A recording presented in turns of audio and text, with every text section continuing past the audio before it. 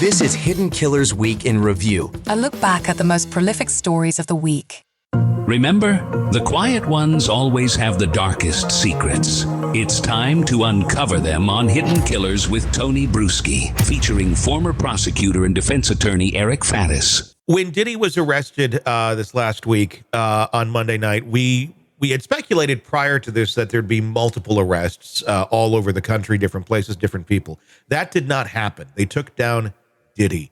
Were you surprised by that at all, or is this part of a strategy? They did clearly say this is an ongoing investigation. There's very likely will be other charges brought, whether it be against Diddy or other individuals. Is this kind of one of those things right now where, okay, we got the kingpin, now let's watch everybody scatter, talk, basically let them incriminate themselves now that we, threw a giant rock in this pond?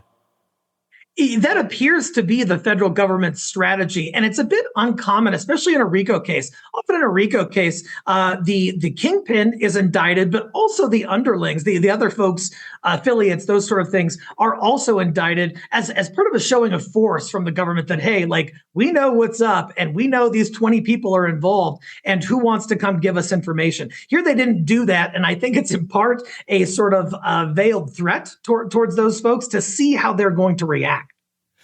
And without like directly going to them and saying, hey, we know you're involved, we have you on video, are they just like, okay, let's see what they do, let's see how they act, or have they gone to some of these people already and basically have given them immunity? You tell us what you know and we're going to squeeze you, and then okay, then that's why maybe there weren't more arrests already. I don't know for sure. My guess, though, is that the government has identified several folks who are higher up, and those folks probably knew, could hear the footsteps, knew the storm was coming, have probably lawyered up. It would not be uncommon for prosecutors to get in touch with those folks and or their attorneys sort of off the record to say, hey, do you want to negotiate a deal to protect your dude or not before they disclose publicly who those people are. There's a lot of people who were close with him, and there's a lot of speculation of, I guess, how involved they were. I mean, it's almost been, a secret that wasn't a secret, because so many people, interviews over the years, have talked about Diddy's parties in not talking about them by saying there's certain things I can't talk about here. I know Ashton Kutcher had said that. There's an image even on Beyonce's Instagram still of Diddy and Jay-Z sitting next to each other on a couch with their mouths being covered like we can't talk. Having knowledge of this sort of stuff, is that criminal in itself, and not reporting it and not doing anything about it? I mean, obviously they all have the money, so they're living in a different land. But obviously criminal activity took place here. It doesn't matter what you have for money if you're being a criminal. So I guess the question is, who else are we likely going to see, falling here? It's all speculation at this point, but I'm going to guess there's going to be more.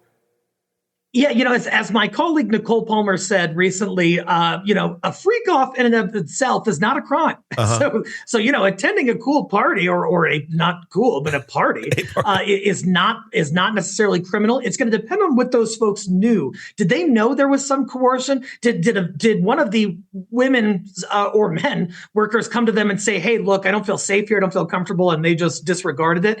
That's when we start to get to the level of possible criminal liability. In terms of the individuals, I would be looking, if I was the prosecutor, at Diddy's close circle, business-wise and otherwise, Bad Boy Entertainment, his other ventures, to really try to ferret out if any of those folks had direct involvement in these allegations. Let's talk about that. I mean, record companies and things of that nature. I mean, Bad Boy is a subsidiary, and I forget what it's a subsidiary of, but I would think there'd be some knowledge within the record companies. I know in some of the civil suits, the record companies are named, saying, we believe you couldn't not know what was going on with your star over here.